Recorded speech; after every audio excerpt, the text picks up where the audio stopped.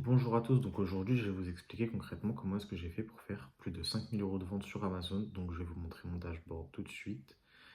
Donc là on est sur la marketplace française et vous pouvez voir que j'ai fait 5325 euros du coup sur la marketplace française. Si vous voulez je peux actualiser, euh, voilà. Même si c'est pas des chiffres énormes, au moins vous pouvez voir que c'est vraiment les miens.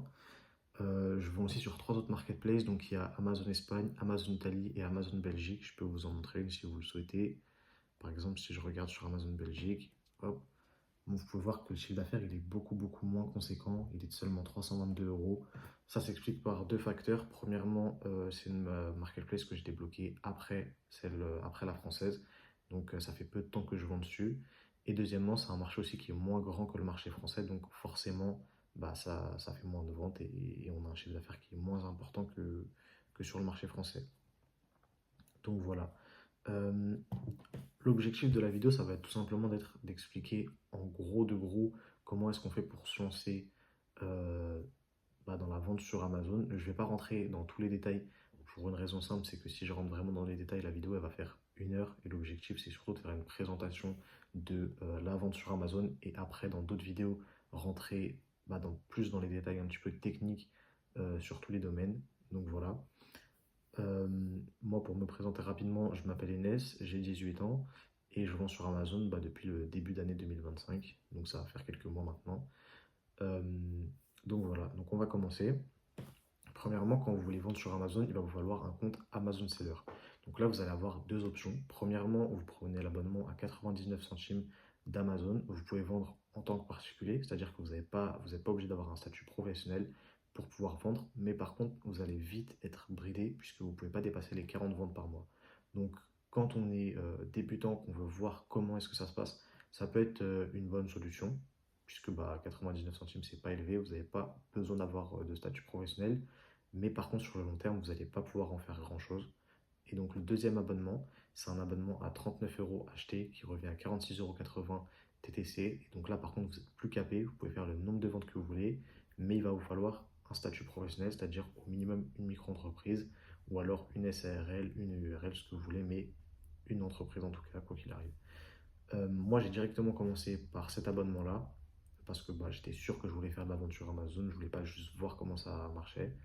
Et puis je me suis dit, bon, au pire, j'aurais jeté 50 euros par la fenêtre, c'est pas si grave que ça. Enfin bref, je voulais vraiment directement commencer, on va dire, dans la cour des grands et voir comment ça fonctionnait avec cet abonnement.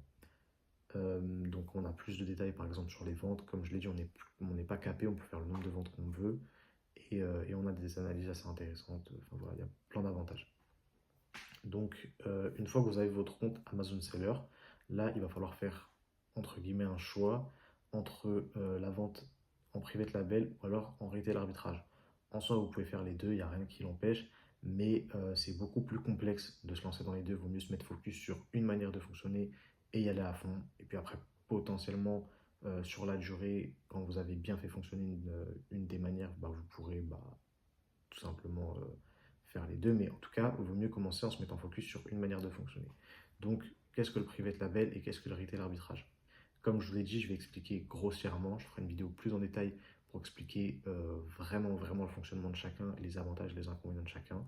Mais pour expliquer grossièrement, le retail arbitrage, vous allez chercher des produits tout simplement dans les grandes surfaces comme Carrefour, comme Auchan ou alors dans les surfaces de déstockage comme Maxilo, Stocomanie ou ce genre de surface-là. Vous allez chercher des produits qui sont déjà existants et qui ont un historique, c'est-à-dire que vous allez pouvoir savoir combien est-ce qu'ils font de ventes par mois sur Amazon, à combien d'euros ils se vendent, euh, quelle serait votre marge, toutes ces choses-là. Et donc, tout simplement, alors, 2 secondes. Donc, tout simplement, ça, c'est le retail arbitrage. Donc, vous allez prendre des produits qui sont déjà existants et les vendre sur Amazon. La deuxième manière de fonctionner, c'est le private label. Donc là, vous allez chercher vos propres produits en Chine. Donc, il faut que vous sourciez des produits qui ne sont pas forcément déjà existants sur Amazon. Vous les faites importer. Vous faites des photos propres, une description. Vous faites votre fiche produit sur Amazon. Si vous avez déjà vendu sur Vinted, c'est un peu l'équivalent, mais en plus poussé parce qu'il y a beaucoup plus de détails à mettre. Mais vous créez votre propre produit, ce qui n'est pas le cas en retail arbitrage. En retail arbitrage, vous avez juste à dire je vends ce produit et mettre votre prix, c'est tout ce que vous avez à faire. le private label, il faut créer votre fiche produit. Et donc là, vous pouvez commencer à vendre. Le private label, c'est assez compliqué quand on vient de commencer, contrairement au retail arbitrage, puisque le retail arbitrage, c'est une très faible barrière à l'entrée. C'est-à-dire que vous avez votre compte Amazon, vous payez le logiciel SellerAMP qui vous permet d'analyser tous les produits d'Amazon. Il coûte plus ou moins 17 euros par mois. Et là, vous allez dans le Carrefour, le Auchan à côté de chez vous, vous scannez des produits, et s'ils fonctionnent, vous les prenez, vous les mettez en vente, et voilà. Donc en soi, c'est le retail arbitrage pour commencer, c'est sûr que c'est la meilleure des manières, c'est beaucoup plus simple. Mais ça a beaucoup d'inconvénients aussi par rapport au private label. Comme je l'ai dit, je ne vais pas rentrer dans tous les détails maintenant, sinon la vidéo elle va très rapidement faire plus d'une heure. Et c'est pas l'objectif. L'objectif c'est un petit peu de survoler, de vous faire comprendre comment vendre sur Amazon. Donc voilà. Donc maintenant que vous avez votre compte Amazon, que vous avez choisi si vous faites du private label ou alors du retail arbitrage, maintenant on part du principe que vous avez trouvé vos produits, donc vous avez 10 unités d'un de vos produits que vous voulez vendre. Et donc là maintenant vous allez devoir faire un choix, encore une fois, est-ce que vous fonctionnez en FBA ou alors en FBM. Donc le FBA c'est Fully Fulfillment by Amazon, je ne sais pas si j'ai un très bon anglais, enfin j'ai pas un bon anglais mais je ne sais pas si je le dis bien concrètement, mais je vais expliquer de façon après ce que c'est. Donc soit vous faites FBA, Fully Fulfillment by Amazon, ou alors FBM, Fully Fulfillment by Mercant. Donc FBA, tout simplement, vous allez prendre tous vos produits, les mettre dans un carton, les envoyer à Amazon. Amazon, ils vont s'occuper du stockage et de l'expédition des produits lorsqu'il va y avoir une vente. Le FBM, comme vous vous doutez, c'est vous qui stockez et c'est vous qui expédiez vos colis. Donc voilà. Personnellement, je fonctionne en FBA parce que même s'il y a des frais un petit peu plus élevés et que du coup, financièrement, c'est légèrement moins intéressant, du point de vue charge de travail et prise de tête, c'est beaucoup plus simple parce que vous n'avez pas à vous embêter. Est-ce qu'il va y avoir des retards? Est-ce que le colis va être bien envoyé? Il va pas arriver abîmé?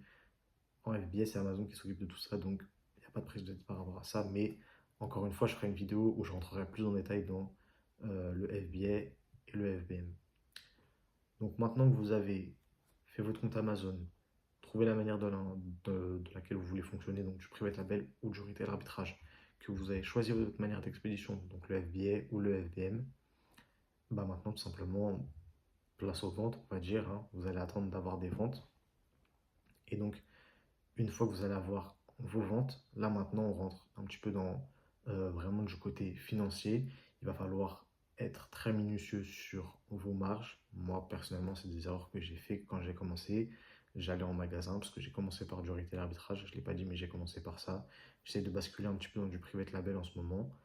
euh, pour des raisons, je l'expliquerai dans d'autres vidéos, mais j'essaie de basculer un petit peu dans du private label, mais j'ai commencé par le retail arbitrage et je n'étais pas forcément minutieux sur les marges. Et c'est une grosse erreur parce que vraiment, Amazon, c'est un business de marge. Il faut calculer perpétuellement ses marges et il faut être très minutieux dessus. C'est comme ça qu'on arrive à scaler, sinon on ne scale pas. Et donc, je faisais l'erreur en fait. Je scannais des produits, dès que je voyais que c'était un petit peu intéressant, je les prenais. Voilà. Bon, après, j'ai eu d'autres problématiques qui suit le retail arbitrage, donc c'est les autorisations de vente, mais ça j'en parlerai encore une fois dans une autre vidéo. Mais voilà. Donc là, on rentre dans un côté beaucoup plus financier où il va falloir calculer votre marge, calculer votre. Moi, je l'appelle comme ça, j'ai jamais, enfin, personne n'en parle, donc je ne sais pas vraiment si c'est un nom, mais moi j'appelle ça le cycle de trésorerie, c'est-à-dire entre le moment où vous mettez votre argent et le moment où vous récupérez votre argent avec votre plus-value, il va falloir le calculer et être très précis sur votre cycle de trésorerie. Et voilà, va falloir avoir des objectifs clairs, précis, et, et voilà. Mais dans tous les cas, ça, encore une fois, je rentrerai plus en détail dans une autre vidéo. Là, l'objectif, c'est un petit peu de survoler et de vous expliquer comment est-ce qu'on fait pour commencer à vendre sur Amazon, comment ça fonctionne. Euh, et voilà. Et je voulais que ce soit une vidéo qui ne dépasse pas les 10 minutes. Donc là, on a 9 minutes 19, j'arrive à peu près à la fin, donc c'est bien. Donc voilà, maintenant vous avez vendu, vous avez été dans le côté plus financier en faisant vos calculs de vos marges, vos cycles de trésorerie, etc. Et donc maintenant vous pouvez scaler, tout simplement. Donc la vidéo elle s'arrête là. Si ça vous intéresse, n'hésitez pas à vous abonner. Je vais faire des vidéos où je rentre beaucoup plus dans les détails. Si vous avez des questions aussi, n'hésitez pas à les poser en commentaire, j'y répondrai volontiers. Et donc voilà.